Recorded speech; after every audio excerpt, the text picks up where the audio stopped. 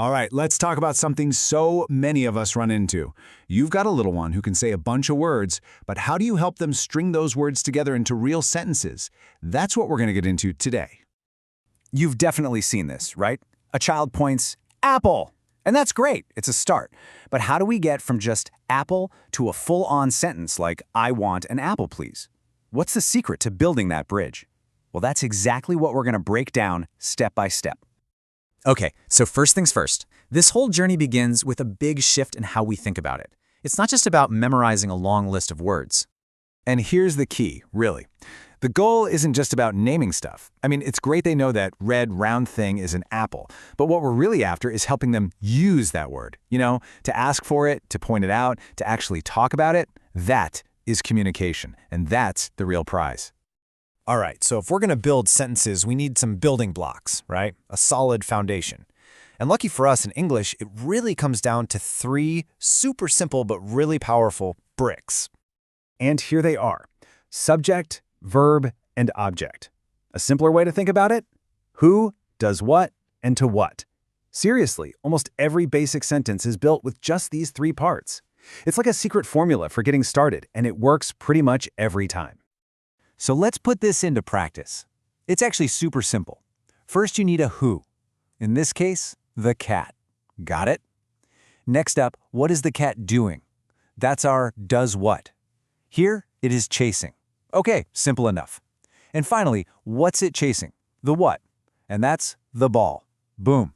Put them all together. The cat is chasing the ball. A perfect little sentence. Okay, so we've got the formula down, but. And this is a big but. That's not the whole story. For this to actually stick, for a child to really get it, these sentences have to mean something to them. They've got to connect to their world, what's happening right in front of them. Yeah, we say sticky because when language is about what's happening right then and there, it just sticks in their brain better, If they can actually see it or touch it or hear it, those words and that sentence structure just lock right in. It makes perfect sense, right? And this is a perfect example of what I mean. Look, the dog runs. Okay, fine, it's a sentence, but then look at this one. The big brown dog runs in the park. See the difference? Suddenly it's not some random dog. No, it's that dog, right over there, the one we're both looking at. Just adding those little details about what you see makes the whole thing come alive.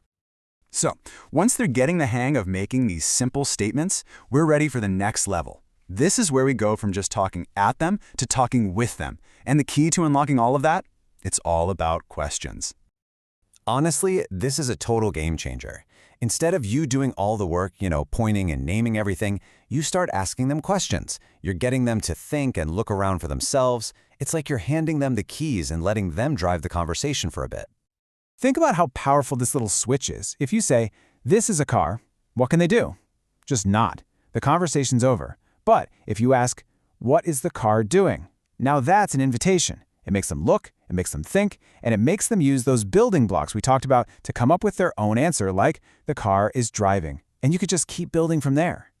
So we've talked about the structure, the context, the questions, all really important stuff. But listen, none of it, and I mean none of it, is going to work without one final, absolutely golden rule. The most important ingredient of them all. And here you have it. You've got to remember, learning for a kid should never, ever feel like work. What really fuels their brain is this magic mix. You need playfulness to keep it fun and engaging. You need tons of patience so they feel safe to try and mess up. And you need that repetition, just doing it over and over so it becomes second nature. At the end of the day, it's all about having fun with it. So let's just wrap this all up. The game plan is actually pretty clear, right? Start with your basic building blocks. Who does what? What?